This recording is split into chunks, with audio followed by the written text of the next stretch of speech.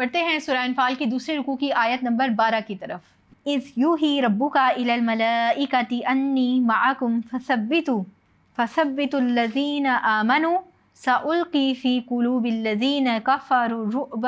فاضربوا فوق الاعناق واضربوا منہم کل بنان۔ لفظی ترجمہ، اذ جب، یوحی وحی بھیجی، ربو کا آپ کے پروردگار نے، الی الملائکۃ فرشتوں کی طرف، انی کہ میں، معکم تمہارے ساتھ ہوں، فثبتوا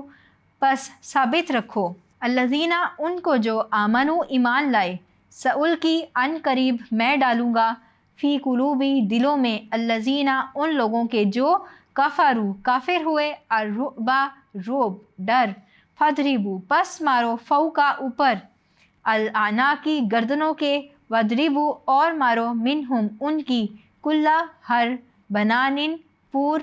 پر۔ با محاورہ ترجمہ، جب تمہارے پروردگار فرشتوں کو ارشاد فرماتا تھا کہ میں تمہارے ساتھ ہوں، تم مومنوں کو تسلی دو کہ ثابت قدم رہیں، میں ابھی ابھی کافروں کے دلوں میں رعب و ہیبت ڈالے دیتا ہوں، تو ان کے سر مار کر اڑا دو اور ان کا پور مار کر توڑ ڈالو۔ بڑھتے ہیں آیت نمبر 12 کی تشریح کی طرف۔ آیت نمبر 12 میں اللہ تعالیٰ نے بھی اس واقعے کی طرف اشارہ فرمایا کہ جب اللہ تعالیٰ فرشتوں کو وحی فرما رہے تھے کہ میں تمہارے ساتھ ہوں، یعنی اللہ تعالیٰ نے فرشتوں کے ذریعے یہ وحی فرمائی کہ اللہ تعالیٰ فرشتوں کے بھی ساتھ ہیں اور مومنوں کے ساتھ ہیں، اور پھر یہاں پر فرشتوں کو ایک ہدایت اور ایک تاکید کی کہ مسلمانوں کو، مومنوں کو تسلی دو۔ تسلی کس طرح سے دو؟ یعنی اپنے ساتھ کے ساتھ ان کو تسلی دو کہ فرشتے مسلمانوں کی مدد کر رہے ہیں، فرشتے ان کے ساتھ ہیں، اور اس کے نتیجے میں یہ بھی تھا کہ شیطان کو بھی فرشتے جو ہیں وہ مسلمانوں سے دور کر دیں۔ جہاں پر فرشتے آ جائیں وہاں سے شیطان ڈر کر بھاگ جایا کرتے ہیں۔ ایسا غزوہ بدر کے موقع پر ہوا تھا کہ جب شیطان وہاں تھے تو فرشتے جب نازل ہونا شروع ہوئے اور شیطان نے یہ دیکھا کہ فرشتے مسلمانوں کی مدد کے لیے نازل ہو رہے ہیں، تو وہ یہ کہتے ہوئے بھاگ گیا کہ میں تو تم لوگوں کے ساتھ نہیں ہوں، میں وہ دیکھ رہا ہوں جو تم لوگ نہیں دیکھتے۔ تو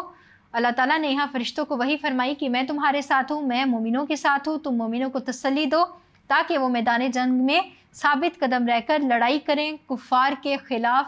تازہ دم رہیں، حشاش بشاش ہو کر لڑیں، کیونکہ جب دل مطمئن ہوتے ہیں، جب دلوں میں تسلی ہوتی ہے، اطمینان کے ساتھ لڑائی کرتے ہیں تو ہم ثابت قدم رہتے ہیں، اچھے طریقے سے لڑ پاتے ہیں۔ لیکن جب دلوں میں خوف ہو، رعب ہو، غلبہ ہو کفار کا یا مخالف پارٹی کا، تو ہمارے دل اس طرح سے سہمے ہوئے اچھے طریقے سے نہیں لڑ پاتے جیسا کہ ایک مطمئن اور تسلی والا دل لڑ پاتا ہے۔ ایک اچھا مومن وہ ہے کہ جب اللہ اور اس کے رسول کی طرف سے کوئی حکم آ جائے تو اس کا دل تسلی کے ساتھ اس پر ثابت قدم رہتے ہوئے عمل کرتا ہے۔ تو مسلمانوں کی یہی تعریف تھی کہ اس وقت میدان بدر میں بھی اللہ تعالیٰ نے جب ان کی فتح و نصرت فرمائی اور ان کے دل کو فرشتوں کے ذریعے تسلی دی، تو انہوں نے ثابت قدم ہو کر ایسی اچھی لڑائی لڑی کہ کفار کی 3 گنا زیادہ تعداد پر اللہ تعالیٰ نے ان کو غلبہ عطا کر دیا۔ پھر آیت کے اگلے ہی حصے میں اللہ تعالیٰ نے فرشتوں کو یہ تاکید فرمائی کہ تم دشمنوں کے، یعنی جو کفار ہیں، ان کی گردنوں پر مارو اور ان کو ہلاک کر دو اور ان کی پور کو توڑ ڈالو۔ مفسرین اس کے جواب میں یہ کہتے ہیں، اس آیت کی تفسیر میں بیان فرماتے ہیں کہ پور توڑنے سے کیا مراد ہے۔ تو جب پور سے مراد ہوتا ہے یہ آپ کی جو فنگر ٹپس ہوتی ہیں، جب ان پر چوٹ لگ جائے تو آپ کوئی کام نہیں کر پاتے، آپ اپنے ہاتھ میں کوئی چیز نہیں پکڑ سکتے۔ تو جب یہ پورے ٹوٹ جائیں گی کفار کی تو وہ ہاتھوں میں اپنی تلواریں نہیں پکڑ سکیں گے، وہ مسلمانوں کو ان تلواروں کے ذریعے ہلاک نہیں کر سکیں گے، اور جب ان کے پیروں کی تلوے خراب ہو جائیں گے، جب پیروں کی پورے خراب ہو جائیں گی تو وہ اس کے ذریعے بھاگ بھی نہیں سکیں گے۔ اب کیا ہوگا جب ان کی پورے خراب ہو گئی ہیں تو اب مسلمانوں کے لیے آسان ہو جائے گا کہ وہ ان کو قتل کر دیں، وہ ان کا پیچھا کریں، وہ ان کو قیدی بنا لیں۔ ایک اور آیت میں بھی بنان کا ذکر آتا ہے، اللہ تعالیٰ فرماتے ہیں بلا قادرین ان نسوی بنانا، کہ بے شک ہم اس بات پر بھی قدرت رکھتے ہیں کہ ہم ان کی ہاتھوں کی پورے تک ٹھیک بنا دیں، کیونکہ کفار اس بات کا انکار کرتے تھے کہ انسان دوسری دفعہ بھی پیدا کیا جائے گا۔ وہ ایک دن ایسا آئے گا جس دن حشر کے میدان میں سب انسان اکٹھے کیے جائیں گے، تمام इंसानों को जो फौत हो चुके हैं एक मैदान में ज़िंदा करके खड़ा कर दिया जाएगा और उनके अमाल का हिसाब होगा। तो उन्होंने जब इस बात का इनकार किया तो अल्लाह ताला ने फरमाया कि ये पूरे बनाना शायद किसी इंसान को ज़्यादा मुश्किल लगता हो, अल्लाह ताला इस बात पर कादिर है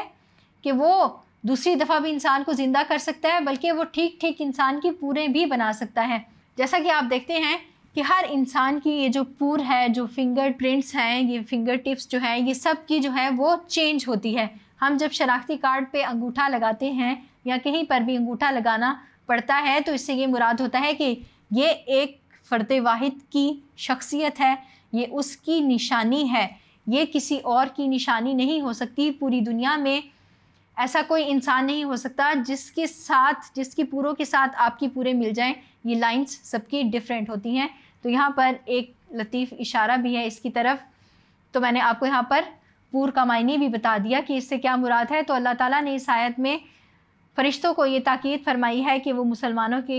को तसल्ली दे दें, उनको साबित कदम रखें मैदान जंग में, और काफिरों को उनकी गर्दनों पर मारकर, उनकी पूरों पर मारकर हलाक कर दें। अब मैदान जंग में फ़रिश्तों का ये काम था कि जो मुसलमान निशाना लगाते थे वो ठीक अपने हदफ पर, अपने टारगेट पे जाके हिट करता था। तो इस आयत में अल्लाह ताला ने इन्हीं बातों की तरफ इशारा फरमाया है। उम्मीद करती हूँ आपको समझ आ गई होगी। बढ़ते हैं अगली आयत की तरफ।